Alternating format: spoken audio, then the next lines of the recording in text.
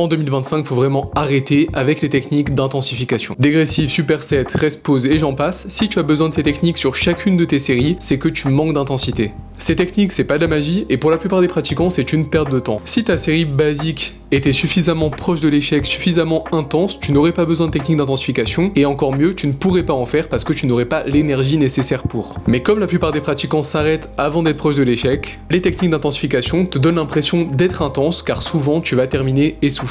Le pire, c'est que dans la majorité des cas, tu ne sais pas justifier pourquoi tu fais telle technique à tel moment. Par exemple, tu vas faire un drop set parce que tu as vu un mec balèze en faire, et parce que ça brûle lorsque tu le fais. Mais en musculation, faire plus, c'est pas forcément faire mieux. Bien souvent, tu vas seulement accumuler de la fatigue, retarder ta récupération nerveuse, et faire une série qui sera au global moins productive. Un autre problème avec les techniques qui te font faire des séries à rallonge, c'est que ça devient très difficile de quantifier et de mesurer ta progression. Et ça, c'est parce que tu n'as plus de standardisation de tes séries. Alors oui, ces techniques peuvent avoir leur place dans un programme lorsque c'est justifié de les faire, par exemple un superset pour gagner du temps, ou encore prolonger une série avec un gros effort de posture grâce au rest pause, mais dans la large majorité des cas, faire des séries classiques avec beaucoup d'intensité sera toujours plus efficace. Et si tu t'es reconnu dans cette vidéo, il y a de grandes chances que tu adores t'entraîner et donc que tu fasses beaucoup de volume d'entraînement, et ça, j'en parlerai dans une prochaine vidéo. Donc like et abonne-toi pour ne pas louper la prochaine.